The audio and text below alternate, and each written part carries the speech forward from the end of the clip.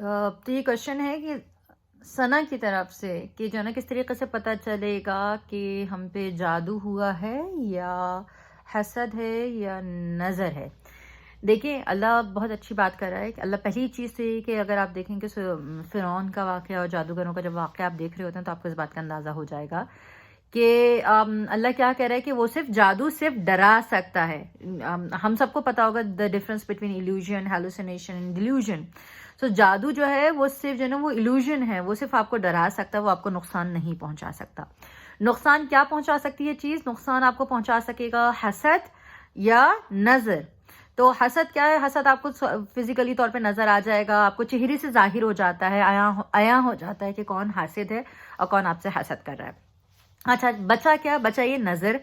اچھا جادو بھی نقصان پہنچاتا ہے کچھ حد تک. اگر کچھ روایات میں ملتا ہے کہ جی بندہ بیمار ہو جاتا ہے اور اس کی طبیعت خراب ہو جاتی ہے، لیکن ڈفرنس کیا ہے جادو میں اور نظر میں؟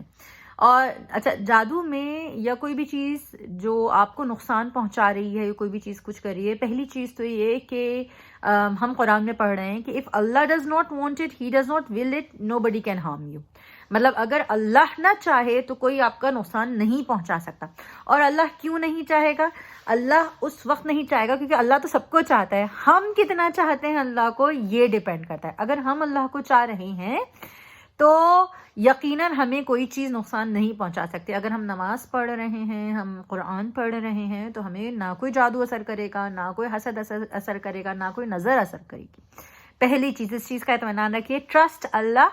کیونکہ اللہ پہ اگر یقین ہوگا تو آپ آگے کچھ کر پائیں گے، اور اگر اللہ پہ ہی یقین نہیں ہوگا تو آپ آگے کچھ نہیں کر پائیں گے. دیکھیں محبت کے جو سٹیپس ہیں نا، اس محبت کے سٹیپس میں پہلا سٹیپ جو ہے وہ ٹرسٹ ہے، سیکنڈ سٹیپ جو ہے وہ اوبے ہے، مطلب اس کی بات ماننا. اگر آپ اس پہ ٹرسٹ ہی نہیں کریں گے کہ اللہ اتنا پاورفل ہے کہ وہ جادو سے بھی بڑا ہے، وہ حسد سے بھی بڑا ہے، وہ نظر سے بھی بڑا ہے، جب تک آپ ٹرسٹ ہی نہیں کریں گے آپ کچھ نہیں کر سکتے.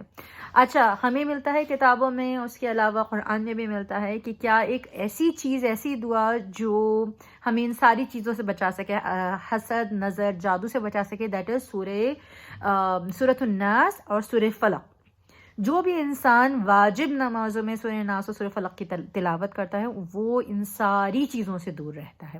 آئی ہوپ میں نے آپ کا آنسر دے دیا ہوگا Sana. Let's move on to the next question.